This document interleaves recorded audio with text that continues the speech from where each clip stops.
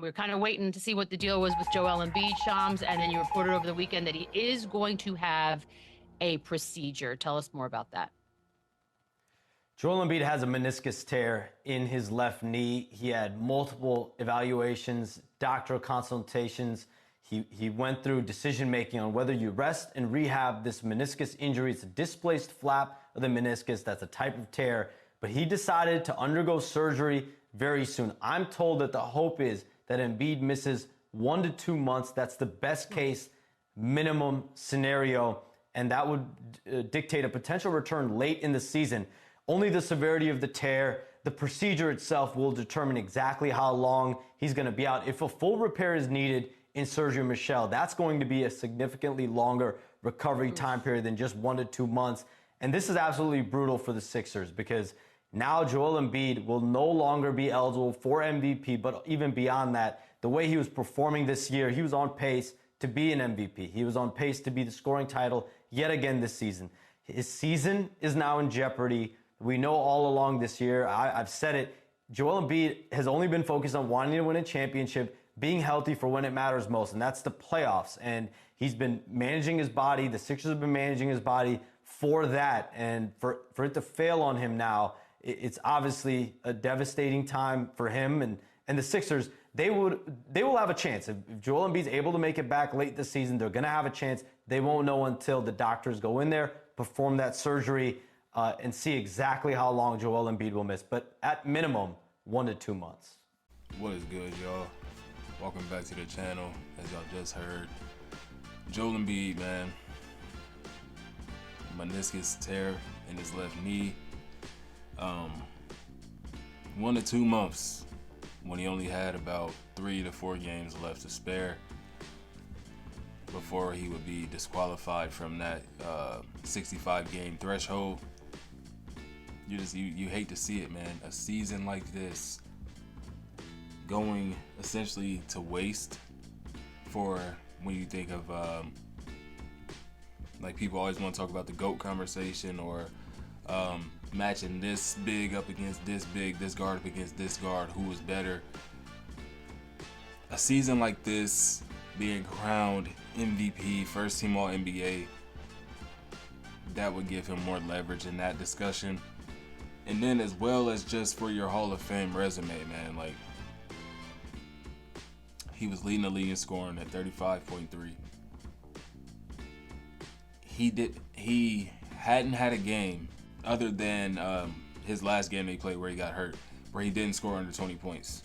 He's played in 34 games. Out of those 34, 33 of those games, he did not score less than 20 points. 6 of those games, he scored less than 30. So 28 games out of his 34 that he played, he scored 30 or more points. His most recent 2 games, he had 31, 34, and then the 70 piece against the San Antonio Spurs. You really hate to see this happen, bro, for the reasons that I just gave, but for a player in Joel Embiid who has dealt with injuries so much in his career, to be playing the way that he's been playing, especially coming off of the MVP season last year, for this to happen, it's really disheartening. Like it's sad to see, bro. I have an article in front of me here from Newsweek, written by Joe Klosowski. It says the title reads, "Joel Embiid's injury could ironically prove his MVP credentials." Now, reading that title, I was kind of confused initially by what he meant. Did he mean improve? But as we get into the article, you'll get to see what he was trying to get at. So first and foremost, he starts it off by saying, while most valuable player can sound like a simple title, things can be a bit divided when you get down to brass tacks. Some believe the MVP is simply the player who posts the best stat. Scoring points, after all, is pretty valuable to a team trying to win games. Others try to incorporate value in terms of overall performance, ruling players on bad teams out of the running. If the team missed the playoffs by a mile, how important really were you? So that's just what he's trying to set up with, Joel Embiid having a missed time. It can prove how valuable he really is to the 76ers organization. and the success of the team. He continues on to say, but in the world of basketball, two things stand tall as widely accepted truths. Philadelphia 76ers big man Joel Embiid is rather important to his team's success, and he won't be the season's NBA MVP, which is, like I just said, very unfortunate for the season that he was having. But that does open up the playing field for my dude Shea, bro. He has one less person to compete against to win MVP. I want to say it's him, Jokic, and Giannis at the top of the list right now. Now that Joel Embiid has been officially disqualified from the running, I couldn't be happier about that. But I am not distraught, but yeah, it's just like, damn, bro. It's so. He was having such an amazing season, bro, that you just hate to see it happen. It's not a season-ending injury, though. That's the great part about it. It's not season-ending. He could still come back by April to make that push into the playoffs and be there for the playoffs. At least that's what the speculation is right now. They don't know up until the doctor actually performs the surgery, like Shams was saying, how serious it really is and how long he could potentially be out of the lineup. So, there is a possibility he could be there for the playoffs. But continuing on in this article, Joe says, during the 2023-24 NBA season, Embiid's knee has been a lingering problem. While it mostly has been discussed in the context of his NBA eligibility, it is now looming a bit larger. On Sunday night, both Woj and Shams reported that the Sixers star was going to go under the knife for meniscus surgery. It's not currently clear how long he'll spend on the sidelines, but there will obviously be some layoff. So this was most likely put out before Shams just made his report this morning regarding the 1 to 2 months possibility that I was just speaking on. So he's saying, which I didn't even realize, back in 2016-17, I was in high school. I was literally a senior in high school. I wasn't really tapped in with the NBA like that because I was trying to, make it myself. Obviously, things didn't pan out, but, we were in school. I wasn't really locked into the NBA like I am now, but I was watching, and I didn't realize that he had a meniscus surgery back then, which he only played 37 games, or cost him 37 games. So, him coming back from that one and still being an amazing player. I don't know if it was the same knee or not, but him being, able to elevate his game and eventually become an MVP, the talk of the league every single night, the way that he bounced back from that gives me hope for him, making a return from this meniscus injury. But let's just continue in the article. So, to be clear, him being out of the race is not due to statistical failings. He's averaging more than 35 points and 11 rebounds this season and is at the heart of everything that his team does. The league's new collective bargaining agreement placed eligibility requirements on the major individual awards, which you all know. Without getting into the nitty-gritty of the fine print, players need to play 65 games to remain in the MVP race. You can also remain eligible if you A, played in at least 62 regular season games, B, suffered a season-ending injury, and C, played in at least 85% of regular season games played by his team prior to suffering that injury. But Joel Embiid, playing only 34 games, he's missed 14 games as of Monday. That gives him only a 3-game buffer in his push for 65 meaningful appearances. Even if everything goes as smoothly as possible, an extended layoff suggests that Embiid will miss those games, which we do know he will be out for a month or two. But the irony of the entire situation is that Embiid's absence which will make him ineligible for MVP honors, will also highlight just how important and valuable he truly is. The Sixers not looking really good without him, 4-10, and it's reasonable to wonder how they'll fare during a longer-term absence. Falling out of the postseason, like I mentioned in my sideline perspective episode from Saturday, I don't see them falling out of the postseason with a 30-18 record. 40 wins is enough to qualify you for the play-in. With them being the 4th seed at the moment, that's that's worst case scenario. You have to, get an extra game or two on Joel Embiid's knee before actually getting into the playoffs. You don't really want that, so hopefully they can stay afloat. But with Maxey and Tobias Harris, having such a pretty solid performance, who did they play? Against Utah. Granted, it is Utah. Hopefully some things can turn around for them. Either of those outcomes would underscore just how valuable the big man is, even if they arrive at the cost of the actual award. At the risk of sounding unduly philosophical about professional sports, are you the most valuable player even if the award says someone else holds the crown? Depending on how things unfold, Joel Embiid might find out.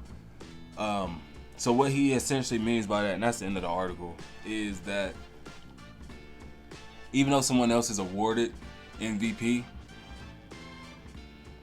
morally, there's like a moral most valuable player amongst your peers, amongst the fans. Like, we know who the real most valuable player is, but it typically goes to the best player on the best team that year. So we know Joel Embiid is the most valuable player to his team right now, because I think without Jokic, having Michael Porter Jr., Aaron Gordon, and Jamal Murray, not to mention the bench players that they have, because we've seen them without Jokic, they are actually a solid basketball team. You could also argue that Ja Morant is one of the most valuable players to his team, seeing how they have just completely fallen off of the face of the earth.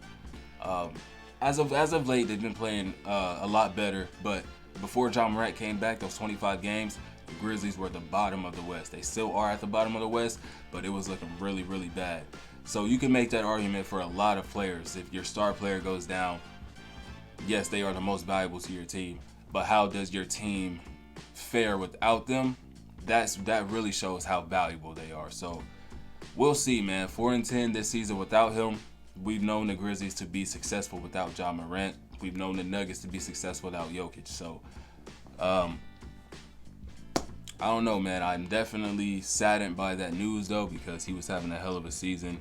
And it makes it even worse because not only did Joel Embiid go down, but, I mean, he's been out majority of this season, Zach Lavine.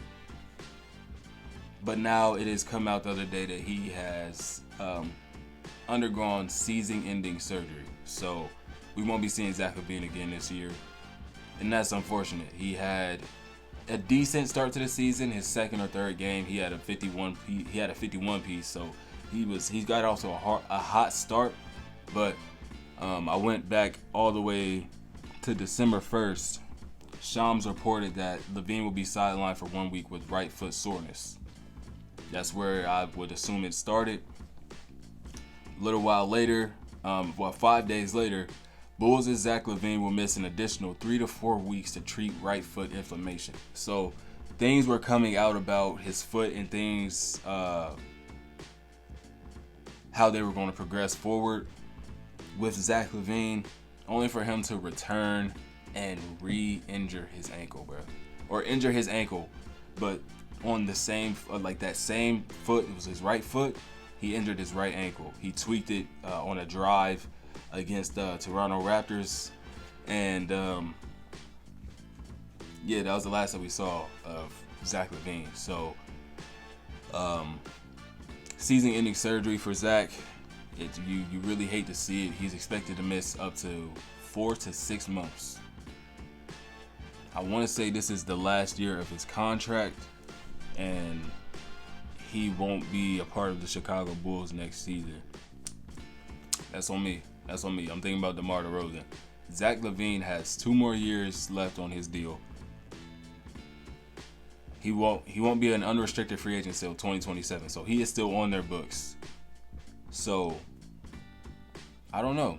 There was a lot of speculation before he went down that he was the hottest name to be moved this year before he went down. Now obviously that's just not going to be the reality. He will be a Chicago Bull next season unless they can find a move for him in the offseason. But you really hate to see stuff like this, man. Season-ending injuries, dudes performing out of their mind. Now they gotta have meniscus surgery, and who knows how long they'll actually be out. But this is the NBA, man. That's what happens. Injury is a part of the game. And like I mentioned on my Sideline Perspective show, it's just going to be weird to see a dude that performs so well not even make the All-NBA team.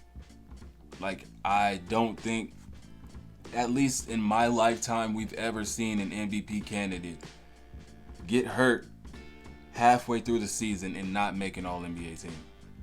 Whether it was first, second, or third, in my lifetime, I don't think we've seen that. I'm 25 years old. Not to my knowledge, I don't remember an MVP candidate getting hurt and just not making All-NBA at all. We're going to see that this year.